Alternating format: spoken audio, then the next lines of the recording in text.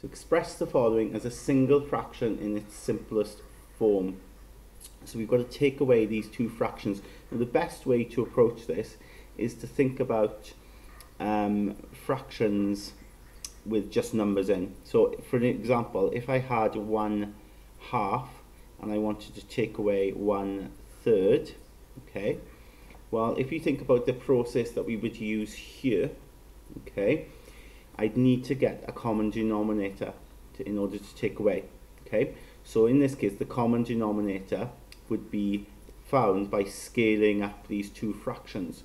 So I could make the denominator 6, yeah, because 6 is a multiple of 2 and it's also a multiple of 3. In other words, I can multiply 2 by something to get 6, and I can multiply 3 by something to get 6. So I could change these two to get common denominator. So if I times that by 3, yeah, that's what's needed. 2 times 3, I get 6, but I'd obviously need to times the numerator by 3 then. Okay, 3/6, and then if I times this to get 6, I need to times it by 2. Okay, so I'd get 6, but I'd need to times the numerator by 2 as well, so I'd get 2 then. And then, quite simply then, you can take them away because they've got the same denominator. So 3/6 take away 2/6 will be 1/6, so we'll get to our answer. So exactly the same process here is required with algebraic fractions, okay, and we do it by finding a common denominator. Now you'll notice with the numbers here, the common denominator was 6, okay, and I found 6, if you think about it, by timesing 2 by what was on the denominator over here.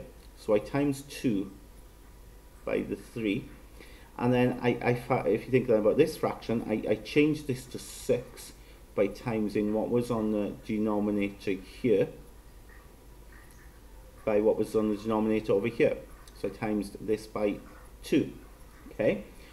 So that's exactly what's going to go on over here. In other words, I'm going to times the x plus 4 by the 2x minus 1 to get a common denominator, and then the same over here, I'm going to times the 2x minus 1 by the x plus 4. So essentially I need to times these two together, okay?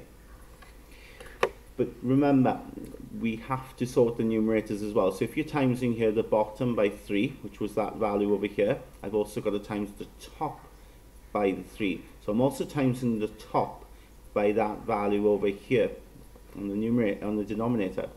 So I've got to times the 5 here, likewise, by the denominator there. So let me just show that there. And similarly, if I'm timesing this denominator by 2, I've also got to times this numerator by 2. Okay, so I'm essentially timesing this numerator by the denominator over here. So similar, it's exactly the same then with the algebra here. I got to times the 3 by x plus 4. So what we have is we're having sort of a cross multiplying going on here. So essentially I'm timesing the 5 by this,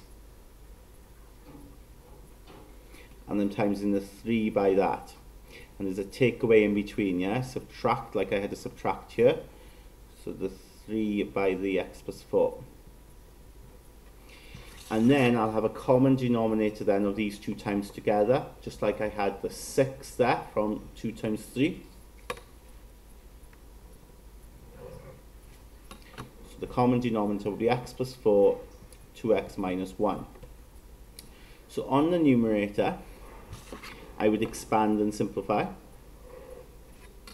So on the numerator I'll get 10x, so 5 times 2x is 10x, 5 times 1, or 5 times negative 1 is minus 5, and then over here minus 3 times x is minus 3x, and minus 3 times 4 is minus 12, yeah? Minus 3 times 4, negative 12. On the bottom, there's no need to expand, we leave it as a double bracket. And quite simply then on the numerator we can simplify. 10x take away 3x is 7x, negative 5 take away 12 is minus 17, and on the bottom then I'll have x plus 4, 2x minus 1, those two brackets times together. So there's my expression as a single fraction.